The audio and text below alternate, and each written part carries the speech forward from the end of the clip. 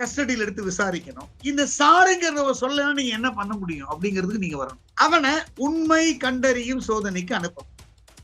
Narco analysis, polygraph test, psycho analysis, இந்த உண்மை கண்டறிக்கும் லை detective test இதுக்கு அனுப்பிச்சா எல்லா சாரும் வெளியில வந்துருவாங்க.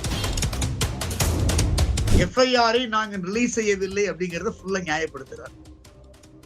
அதே மாதிரி போலீஸ் கமிஷனர் அருண் கொடுத்தது இன்டர்வியூ கொடுத்தது கவர்மெண்ட் சாங்ஷன் பர்மிஷன் எல்லாம் தேவையில்லை அப்படிங்கிறது நியாயப்படுத்துறாரு.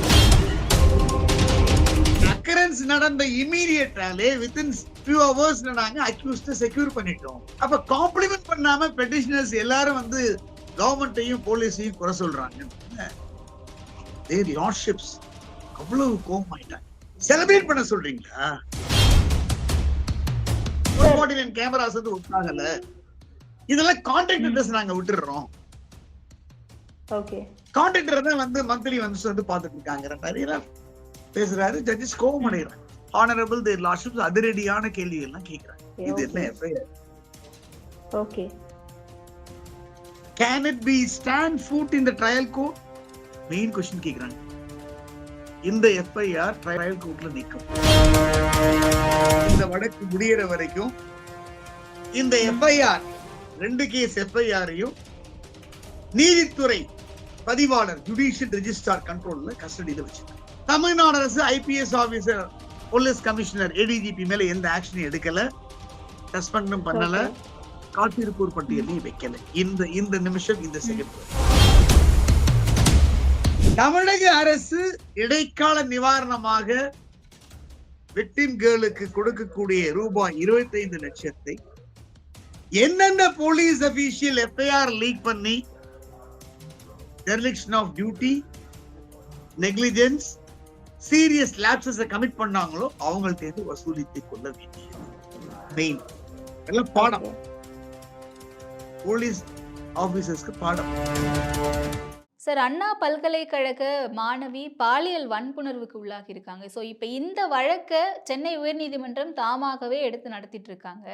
இந்த விடுமுறை கால அமர்வுல என்ன மாதிரியான ப்ரொசீடிங்ஸ் போயிருக்கு சார் இது வரைக்கும் கோர்ட்ல?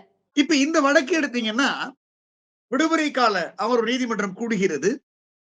அந்த நீதிமன்றத்துல நான் விசில என்றாரு, ஜெயபிரகாஷ் பெறாரு வந்துட்டு இது மாதிரி வரலட்சுமிங்கிறவங்க வந்து ஒரு லெட்டர் சர்க்குலேட் பண்ணிருக்காங்க பிஃபோர் மென்ஷனிங் இந்த வழக்க ஷியோமோட்டோ தன்னிச்சையா எடுக்கணும் அப்படின்னு சொல்றாரு. அடுத்து நான் மென்ஷன் பண்றேன் மெலோர்டு, அதே சேம் பிரேயர் தான்.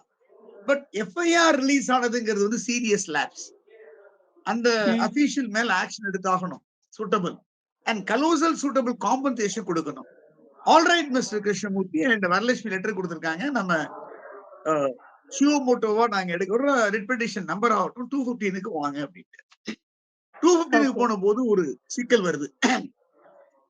அதாவது ஷியோமோட்டோ ரிட் பிஐஎல் பொதுநல வழக்கு எடுக்கணும் அப்படின்னா, அதாவது ப்ரொசீஜரல் ஆக்ட் பிரகாரமும் ஒரு டிவிஷன் பெஞ்ச் ஜட்ஜ்மெண்ட் பிரகாரம் தலைமை நீதிபதி honourable chief justice of the concerned high court Madras high court வேணும்.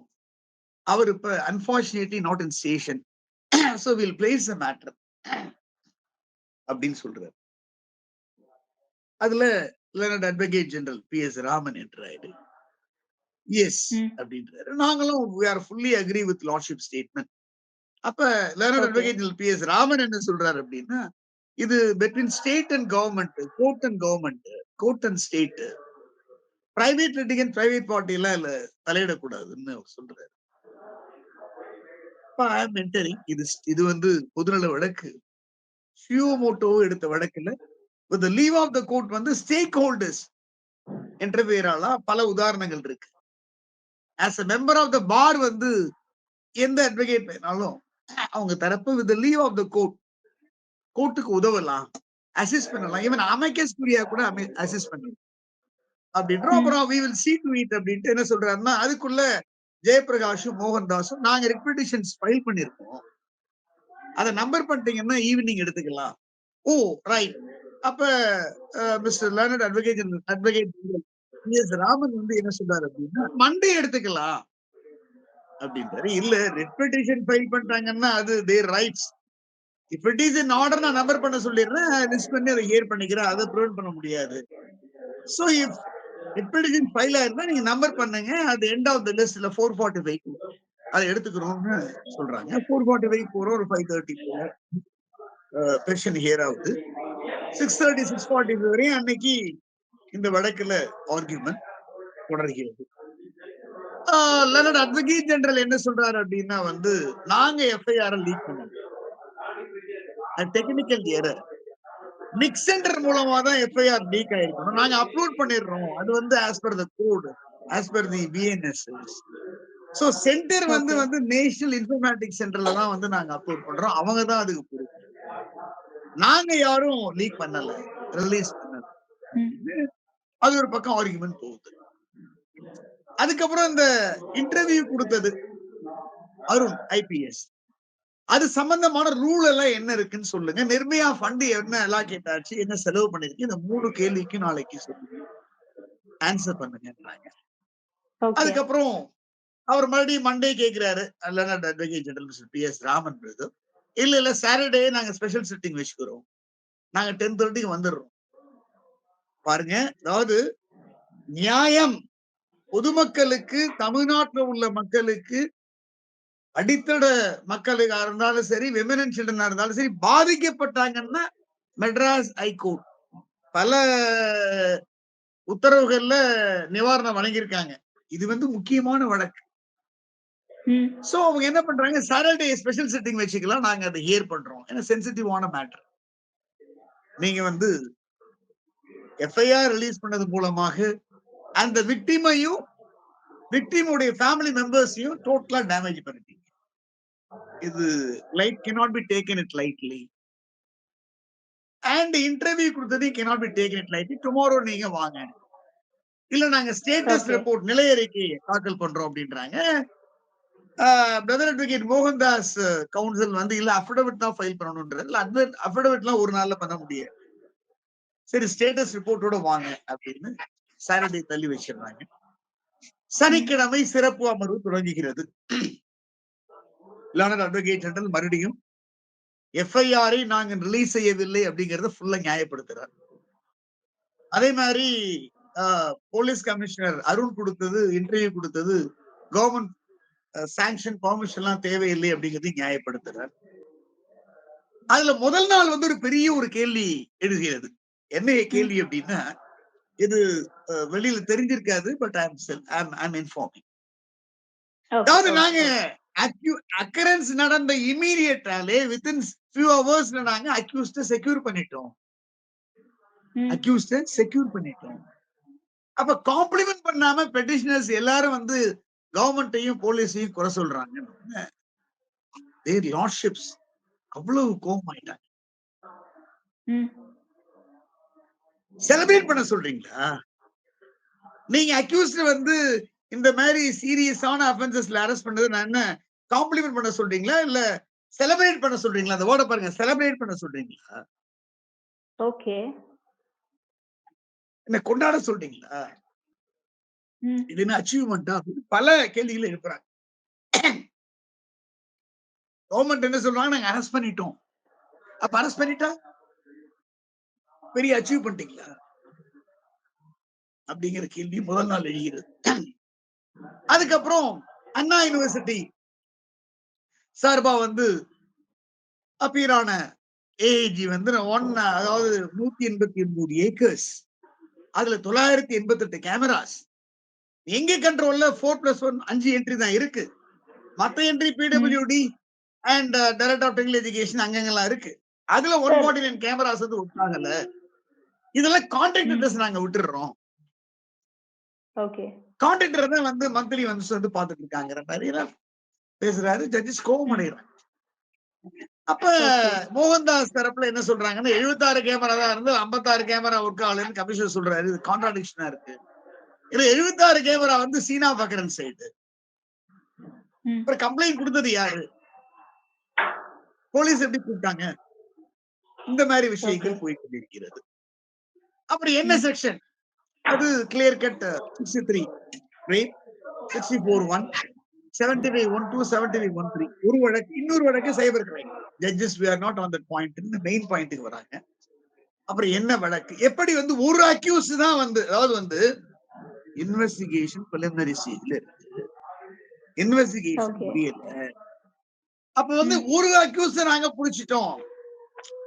அதோட ஓவர். வேற யாரும் தொடர்பு இல்ல அப்படின்னு சாதாரணமா வந்து ஒரு போலீஸ் கமிஷனர் வந்து இன்டர்வியூ குடுக்குறாருன்னா, அவர் என்ன கவர்மெண்ட்ல பெர்மிஷன் ம். வாங்கினாரு. சாங்ஷன் வாங்கல. ஆல் இந்தியா சர்வீஸ் ரூல்ஸ் என்ன அப்படிங்கிற வாதங்கள் போகுது. அதுக்கப்புறம் ஒரு அக்யூஸ்ட முடிச்சிட்டேன்னு கமிஷனர் ஆஃப் போலீஸ் மெட்ராஸ்ல அருண் சொல்லிட்டாருன்னா, கீழே உள்ள அதிகாரிகள் ஐபிஎஸ்ஸா இருக்கட்டும், இல்ல ஏசி லெவல் இன்ஸ்பெக்டர் மேல ஏசி, இல்ல இன்ஸ்பெக்டர் அந்த கன்சர்ன் போலீஸ் ஸ்டேஷன் எப்படி இன்வெஸ்டிகேட் பண்ணுவாங்க? ம். நமக்கு தலைமை அதிகாரியே சொல்லிட்டாரு ஒரே அக்யூஸ்ட்ன்னு. இல்லையா? அப்போ ஒரு எஃப்ஐஆருக்கு ஒரு ம். ஐஓ அப்பாயிண்ட் பண்ணுவாங்க. அவங்க எஸ்ஐயா இருக்கலாம், இன்ஸ்பெக்டரா இருக்கலாம். ஓகே. அந்த புலன் ஓகே. விசாரணை அதிகாரி எப்படி புலன் விசாரணையை தொடங்குவார்? ஓகே. அப்படிங்கிற ஓகே. புரியுது. கேள்விகள்லாம் பலத்தமா எழுகிறது. காரசாரமான விவாதங்கள். ஹானரபிள் தேர் லார்ட்ஷிப்ஸ் அதிரடியான கேள்விகள்லாம் கேட்கிறாங்க. அதுக்கப்புறம் எஃப்ஐஆர். ஓகே. இது என்ன okay. FIR? Okay. Can it be stand food in the trial court? Main question கேட்கிறாங்க. இந்த எஃப்ஐஆர் ட்ரையல் கோர்ட்ல நிக்குமா? ம். இல்ல, இல்ல. பாதிக்கப்பட்டவங்க தான் வருவாங்க ஸ்டேஷனுக்கு. போலீஸ் ஸ்டேஷனுக்கு போறதே வந்து இந்த 24 செஞ்சுரி வரைக்குமே ஒரு பயத்தோட தான் போறாங்க. எவ்வளவுதான் வந்து நம்ம நாடு முன்னேறினாலும், சட்டங்கள் இருந்தாலும், கான்ஸ்டிடியூஷனல் கோர்ட்ஸ் தீர்ப்புகள் இருந்தாலும், இன்னைக்கு போலீஸ் ஸ்டேஷனை அணுகுபவர்கள் ஒரு பயத்துடன் தான் அணுகுகிறார்கள். ஃப்ரீ அண்ட் ஃபேரா யாரும் அணுகுறது இல்ல. ஓகே. ஓகே. அது இந்த மாதிரி விஷயத்துல ம். போய் பேசும்பொழுது இன்னும் டிராமாவோட தான் போவாங்க. அப்ப என்ன பண்ணணும்? Is it not the bounded duty of the station house officer, நிலை அலுவலர், எஸ்ஐ, இன்ஸ்பெக்டர் அசிஸ்ட் பண்ண வேண்டாம்? டிராஃப்டிங் ம். அவங்களுக்கு பண்ண தெரியுமா? புகார்தாரர் டிராஃப்டிங் பண்ண தெரியுமா? ம். இந்த கேள்வி எல்லாம் இது. இது என்ன எஃப்ஐஆர்? புரியுது. என்ன இன்சிடென்ட்? ஒரு விமன் ஒரு விமனை ம். இப்படித்தான் வாழ வேண்டும். ஒரு பெண் இப்படித்தான் ஆடை அணிய வேண்டும். ஒரு ஒரு பெண் இவரோடு தான் பழக வேண்டும். அப்படின்லாம் வந்து யாரும் சொல்ல முடியாது. பெண்ணுக்கு ஹர் ரைட் டு டிக்னிட்டிங்கிறது இருக்கு. ஹர் ரைட் டு பிரைவசி இருக்கு. Her right to body autonomy இருக்கு. இந்த ட்ரெஸ் தான் நீ போடணும். இந்த ட்ரெஸ் தான் நீ ஐ மீன் வேர் பண்ணணும். இத போடக்கூடாது. நீ வெளியில இத்தனை நேரத்துக்கு நேரம் போகக்கூடாது. எங்க இருந்துட்டு இருக்கோம்? ம். நமது இந்திய அரசியலமைப்பு சட்டம் ஆண், பெண் என்று வேறுபடுத்தவில்லை. எல்லாருக்கும் ஒரே ரைட்ஸ் ம். தான். ட்ரூ. அதனால வந்து இந்த எஃப்ஐஆர பொறுத்தவரைக்கும் நீங்க விக்டிம் பிளேமிங், விக்டிம் ஷேமிங் பண்ணிருக்கீங்க. ம். இந்த ட்ரெஸ்ஸ போட்டு போனாங்க அப்படிங்கிற அந்த வாதங்கள்லாம் வந்து cannot be accepted. ஓகே. ஜட்ஜ்மெண்ட்லயே பாத்தீங்கன்னா, அந்த பெண் விடுதலை, ம். பெண்ணுக்கான உரிமைகள் அப்படிங்கிறத ஒரு 7, 8 ஒரு 4, 5 பேரால கிளியர் கட்டா லார்ட்ஷிப் சொல்லியிருக்காங்க. Right to hmm. Dignity, right to privacy, right to bodily autonomy. நீ இவனோட தான் பழகணும். இவனோட தான் பழகக்கூடாது. Without judgments. இதெல்லாம் யூ கேனாட் சே தட். யாரும் கட்டுப்படுத்த முடியாது. அது அவரவர்கள் உரிமை. அது அது அது விமன் எம்பவர்மென்ட், கான்ஸ்டிடியூஷனல் ரைட்ஸ் அப்படிங்கிறத கிளியர் கட்டா அத வந்து இந்த வழக்குல வந்து ஆணித்தரமாக உறுதிப்படுத்தி இருக்கிறார்கள். நீங்க இந்த மாதிரி ஓகே. எஃப்ஐஆர்லாம் வந்து நீங்க விக்டிம் பிளேம் பண்றது, விக்டிம ஷேம் பண்றதெல்லாம் சரியில்ல. ஓகே. ஓகே. ஒரு ரேப் பண்ணிடுறான். அந்த அக்யூஸ்ட் மேல இவ்வளவு கேஸஸ் இருக்கு. 7 இயர்ஸ் வந்து எப்படி என்ட்ரி பண்ணா? அந்த கேமராஸ் ஃபுட்டேஜ் எல்லாம் உங்கள்ட்ட இருக்கா? இப்ப எந்த வழியா அவன் 7 ம். வருஷமா உள்ள வந்துட்டு இருக்கான்? அப்ப 7 இயர்ஸா எப்படி வந்தான்? யார் யாரோட தொடர்பு அவனுக்கு இருக்கு? சரி, நடந்த விஷயங்கள் நம்ம பேச முடியாது. பட் மிரட்டுறான். ம். அந்த பையன அடிக்கிறான். அந்த பொண்ண வந்து ஃபர்ஸ்ட் வந்து இம்மோடஸ்டி, அப்புறம் மொலாஸ்டேஷன், செக்சுவல் அசால்ட், கடைசியா கொடூரமான குற்றமான ரேப்பயே பண்ணிடுறான். அது 63 பிஎன்எஸ்ல வழக்கு பதிவு பண்ணதுனால இது ரேப் தான். நம்ம அத வந்து பாலியல் பாலியல் பலாத்காரம், பாலியல் சீண்டல்லாம் சொல்ல முடியாது. கிளியர் கட்டா 63, ம். 64. 63 வந்து ரேப், 64 பனிஷ்மென்ட். ஏன்னா ஓகே. ஹானரபிள் ஜட்ஜஸ் தேர் லார்ட்ஷிப்ஸ் ஜட்ஜ்மெண்ட் எழுதும் போதே இந்த கொஸ்டின் ரைஸ் ஆச்சு. என்ன ம். ஹானரபிள் ஜஸ்டிஸ் இஸ் லார்ட்ஷிப் ஐ மீன் விஎல்என்ஜி அத பத்தி பேசும்போது இல்ல 63ங்கிறது ரேப், 64 பனிஷ்மெண்ட். செக்ஷன் 8 ஸ்டாச்சுவே கிளியரா இருக்கும்போது நம்ம அதை சொல்லித்தான் ஆகணும் அப்படின்ட்டாங்க. நல்ல கிளியர் கட் ரேப் பண்ணிடுறான். ம். எப்படி இவன் 7 இயர்ஸா போயிருக்கான், அந்த பொண்ணை மிரட்டியிருக்கான், அந்த போட்டோ எடுத்திருக்கான், மறுபடியும் இந்த டிமாண்ட்ஸ்க்கு நீ வரணும், வரலைனால ரிலீஸ், இந்த மாதிரி விஷயங்கள் நம்ம டிஸ்கஸ் பண்ண ஓகே. முடியாது. இப்ப லா is settle, law okay, has been okay. Settle. புரியுது, புரியுது, இதுக்கப்புறம் புரியுது. ஒருத்தர் தான் அக்யூஸ்ட்னு எப்படி நீங்க கன்க்ளூஷனுக்கு வந்தீங்க? சோ ம். லேட்டர் ஆன் என்ன அதுக்கப்புறம் என்ன ஆகுது அப்படின்னா, இந்த ஆர்குமெண்ட்ஸ் கண்டினியூ ஆகும் பொழுது பேரா ம். நம்பர் ஒரு பேரால வருது. பேரா நம்பர்ல இந்த மாதிரி இவங்க டிஎம்கே ஃபங்க்ஷனரிஸ் இவங்க வந்து ம். பொறுப்புல இருக்காங்க. டெப்டி சிஎம், சிஎம் ஓட மினிஸ்டர்ஸோட போட்டோஸ் எல்லாம் எடுத்திருக்காங்க. சோ உங்க டிஎம்கே ம். ஃபங்க்ஷனரிஸ்ங்கிறது உறுதியாகுதுன்னு சொல்றாங்க. அத ஜட்ஜ்மெண்ட்லயே ஓகே. லார்ட்ஷிப் சொல்லிட்டு என்ன சொல்றாரு? Political colour do not matter of this nature of crime. அது எங்களுக்கு அவசியம் இல்ல. ம். அது ஓகே. எங்களுக்கு we are not bothered about it. We are not on that ம். point. We are not inclined to I mean hear the allegation. அத பத்தி நாங்க பேசல. ஏன்னா இன்வெஸ்டிகேஷன் ஆரம்ப கட்டத்துல இருக்கு. பிரிலிமினரி ஸ்டேஜ்ல இருக்குன்னு ம். அத வந்து அவாய்ட் பண்ணிருக்காரு. பட் ஆர்டர்ல இது ம். அப்சர்வ் ஆயிருக்கு. ஓகே. இந்த பொசிஷனுக்கு அப்புறம் என்ன பண்றாருன்னா 6 ரூல் அதான் மெயின். ஒரு ஐபிஎஸ் ஆபீசர் கவர்மெண்ட் உடைய அனுமதி இல்லாமல் சென்சிட்டிவான கேசஸ்லயே சென்சிட்டிவ் இல்லாத கேஸோ இந்த மாதிரி ஒரு படு பயங்கரமான சென்சிட்டிவ் கேசஸ்ல இன்டர்வியூ கொடுக்கலாம். கேஸ் ம். டீடைல்ஸ் பத்தி பேசலாம். விக்டிம பத்தி பேசலாமா? எஃப்ஐஆர் பத்தி பேசலாமா? அப்படிங்கிற ஆல் இந்தியா சர்வீஸ் ரூல்ஸ் 1968 எடுக்கிறாங்க. ஓகே. அந்த ரூல் பிரகாரம் வந்து அது வேகா இருந்தா கூட அந்த ரூல் வந்து would not fall in that category. Allow ம். பண்ணல அத. அதனால இன்டர்வியூ கொடுத்தது ஆரம்ப கட்டத்திலேயே வந்து நீங்க ஒரு அதாவது வந்து நீங்க ஒரு கன்க்ளூஷன் வந்துட்டீங்கன்னா இன்வெஸ்டிகேஷன் எப்படி நடக்கும்? அது வந்து சட்டவிரோதமானது. அது வயலேஷன். எப்படி வயலேஷன் ஆகுது? பாரதிய நியாயா சங்கீத ஆக்ட் 72, 73ல வயலேஷன் ஆகுது. சோ இது ஒரு clear cut violation. Okay. FIR hmm. Leak ஆனதுங்கிறது ஹானரபிள் சுப்ரீம் கோர்ட் ஜட்ஜ்மெண்ட். இதெல்லாம் பார்க்கும் பொழுது நாங்க அந்த 2 ரிட் பெட்டிஷனை ஏன் அனுமதிக்க கூடாது? We are inclined to entertain this writ petition and pass the following orders அப்படின்னு ஆர்டர்ஸ் வந்து இந்த வழக்கை பொறுத்தவரை all India police service women officer தான் நாங்க அப்பாயிண்ட் பண்ணி ஒரு எஸ்ஐடி டீம் ஸ்பெஷல் இன்வெஸ்டிகேஷன் டீமை கான்ஸ்டியூட் பண்ண விரும்புறோம். அதுக்கு உத்தரவிடுகிறோம். ம். நீங்க நேம்ஸ் கொடுத்தீங்க. ஓகே. அந்த நேம்ஸ் சில பேர் வந்து ஒருத்தர் வந்து இன்னபிலிட்டி எக்ஸ்பிரஸ் பண்ணாங்க, ஒருத்தர் மேலு, ஒருத்தர் தமிழ்நாடு போலீஸ் கேட்ட அதெல்லாம் வேண்டாம். ம். நீங்க கொடுத்த நேமை நாங்க கன்சிடர் பண்ணிட்டோம். First okay. Anna Nagar deputy commissioner of police முக்கியா hmm. Snehapriya IPS. Avadi okay. Deputy commissioner of police Aiman Jamal. Salem deputy commissioner of police Brinda. இவங்க 3 பேர் கொண்ட pure all India police service IPS women officer நாங்க அப்பாயிண்ட் பண்றோம். இந்த ஓகே. 3 ஐபிஎஸ் ஆபீசர்ட்டி நீங்க டைரக்டர் ஜெனரல் ஆஃப் போலீஸ் வழக்கு ஆவணங்கள் ம். எல்லாம் ஒப்படைச்சிடணும். வழக்கு கோஆபரேட் பண்ணணும். மெயினா fullest cooperation, fullest hmm. Assistant நீங்க கொடுக்கணும். That is very important. அதுல okay. Offender shall not to go scot free.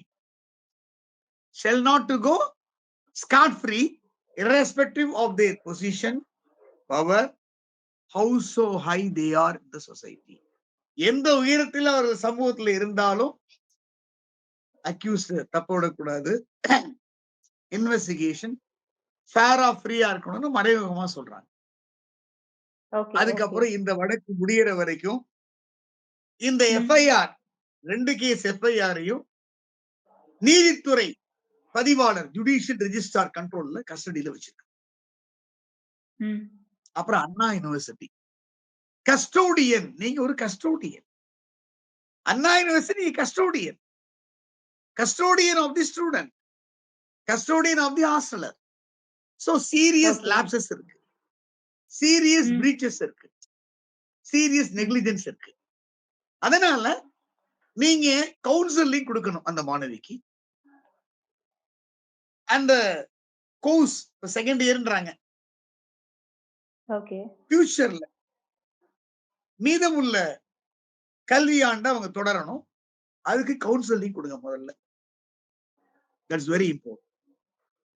அந்த கல்வியாண்டை தொடர்ந்து அவங்க பாஸ் பண்ணி டிகிரி வாங்குற வரைக்கும் எந்த விதமான கட்டணங்கள், டியூஷன் ஃபீஸோ, ஸ்பெஷல் ஃபீஸோ, மெஸ் ஃபீஸோ, ஹாஸ்டல் ஃபீஸோ எக்ஸெட்ரா அந்த மாணவியிட்ட இருந்து, பாதிக்கப்பட்ட மாணவியிட்ட இருந்து வசூலிக்க கூடாது. ரைட். அப்புறம் அண்ணா யூனிவர்சிட்டி வந்து பாதுகாப்பை பலப்படுத்தணும், சிசிடிவி ஃபுட்டேஜ் எல்லாம் வந்து சர்வேல் பண்ணணும், இந்த மாதிரி உத்தரவுகள். அடுத்தது எஃப்ஐஆர் லீக். எஃப்ஐஆர் லீக் அப்படிங்கிறது வந்து சீரியஸ் லாப்சஸ். இது 72 பாரதிய நியாய சங்கீதாவை கிளியர் கட்டா வயலேட் பண்ணது. ஒரு பொறுப்புள்ள அந்தஸ்துல உள்ள ஐபிஎஸ் ஆபீசர் அருண் வந்து அரசுல வந்து எந்த விதமான பர்மிஷனையும் அக்கார்ட் பண்ணாம இன்டர்வியூ கொடுத்து அந்த பொண்ணுடைய details, case details, investigation details இதெல்லாம் வந்து டைவல் பண்ணது அப்படிங்கிறது வந்து cannot be taken lightly. அது வந்து சீரியஸா தான் எடுத்துக்கணும், அதை அப்படியே விட்டுற முடியாது. இது வந்து ஒரு சீரியஸ் லாப்ஸ். அதனால rule 6 all India service rule 1968 examine பண்ணுங்க government. Government has to take a call and initiate appropriate action அப்படின்னு as per relevant law. ஆனா இந்த நிமிஷம் இந்த செகண்ட் வரைக்கும் ஆர்டர்ஸ் வந்துருச்சு, ஹைகோர்ட் ஜட்ஜ்மெண்ட் பப்ளிஷ் ஆயிடுச்சு. தமிழ்நாடு அரசு IPS officer, police commissioner, ADGP மேல எந்த ஆக்ஷனும் எடுக்கல, சஸ்பெண்டும் பண்ணல, காத்திருப்போர் பட்டியலையும் வைக்கல. இந்த நிமிஷம் இந்த செகண்ட் வரைக்கும். இதுக்கு மேல பண்ணலன்னா ஐ மீன் செகண்ட் ரீஓபன் ஆன அன்னைக்கு ஹானரபிள் தேர் லார்ட்ஷிப் போய் மென்ஷன் பண்ணணும். அப்பயே ஸ்பெஷல் பெஞ்ச் தான் போட முடியும். ஏன்னா அவர் வேற பெஞ்ச்ல இருப்பாரு, ஹானரபிள் லார்ட்ஷிப். இந்த ஹானரபிள் ஐ மீன் லார்ட்ஷிப் ஒரு பெஞ்ச்ல இருப்பாரு, ஹானரபிள் கம்பேனியன் லார்ட்ஷிப் வேற பெஞ்ச்ல இருப்பாரு. சோ இத எப்படி மென்ஷன் பண்றதுங்கிறத யோசிக்கணும். இதுவரையும் எந்த ஆக்ஷனும் அருண் மேல எடுக்கல. ஏன் அப்படின்னா அதுலயே சொல்றாங்க, எஃப்ஐஆர் ரிலீஸ் பண்றது அப்படிங்கிறது சுப்ரீம் கோர்ட் ஜட்ஜ் பிரகாரம் தப்பு. Nipun Saxena versus union of India வழக்கு ஃபியூச்சர்ல வந்து நீங்க ஃபுல் ப்ரூஃப் ப்ரொசீஜர்ஸ் அடாப்ட் பண்ணணும். இந்த மாதிரி sexual offences, serious offences like rape, gang rape, terrorism, insurgency, இந்த மாதிரி உள்ள விஷயங்கள்ல எஃப்ஐஆர் நீங்க ப்ரொடெக்ட் பண்ணணும் அப்படிங்கிற உத்தரவையும் ப்ரொனவுன்ஸ் பண்றாங்க, பிறப்பிக்கிறாங்க. அடுத்தது எஃப்ஐஆர் லீக்கான அந்த விஷயத்தை வந்து எளிதா எடுத்துக்கொள்ள முடியாது. அதனால யாரெல்லாம் இதுல தொடர்பு இருக்காங்களோ, ஆல் போலீஸ் அபிஷியல்ஸ் யாராக இருந்தாலும் அவங்க மேல சர்வீஸ் ரூல்ஸ் பிரகாரம் அப்ரோபிரியேட் ஆக்ஷன் ஆஸ் பர் லால எடுக்கணும். அதை இன்வெஸ்டிகேட் பண்ணணும். டிஜிபி இன்வெஸ்டிகேட் பண்ணணும். டிஜிபியும் ஹோம் செக்ரட்டரியும் இல்ல home secretary chief secretary investigate பண்ணணும் அப்படிங்கிற உத்தரவு. விக்டிம் அண்ட் விக்டிம் ஃபேமிலிஸுக்கு இடைக்கால ப்ரொடெக்ஷன் கொடுக்கணும் இந்த வழக்கு முடிகிற வரைக்கும்.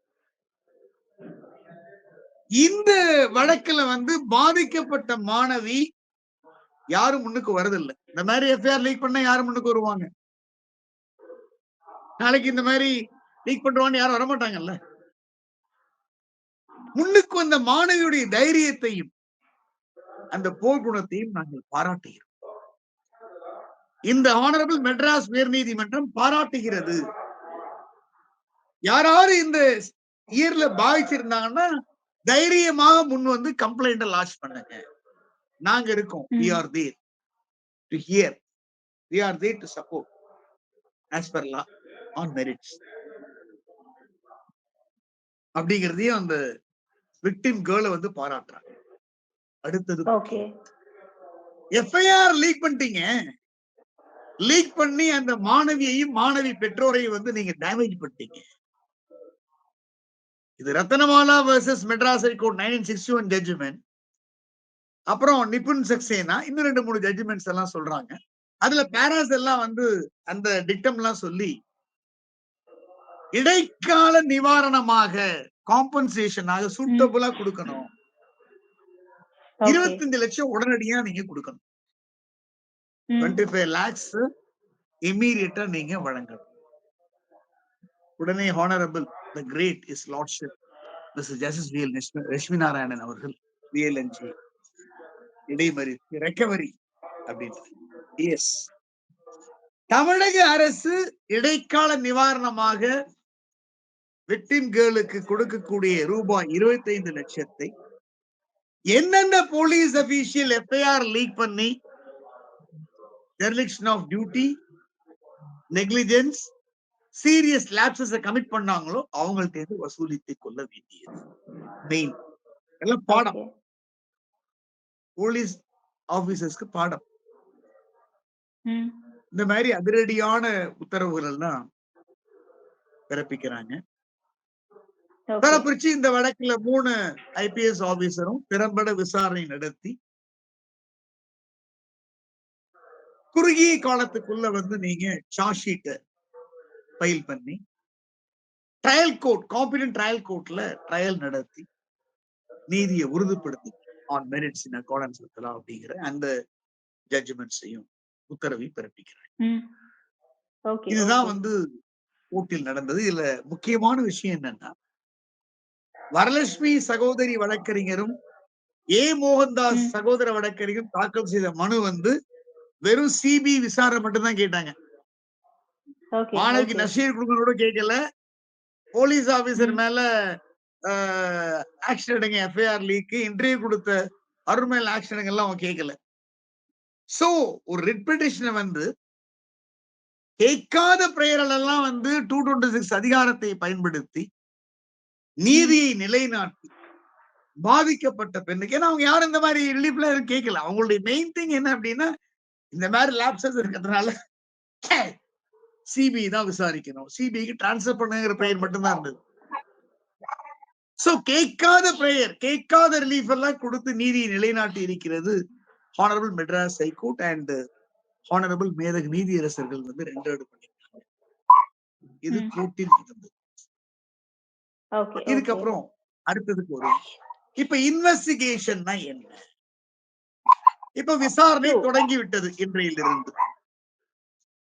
அதாவது முக்கியா, ஸ்நேகப்பிரியா, பிருந்தா, ஐமன் ஜமால் 3 பெண்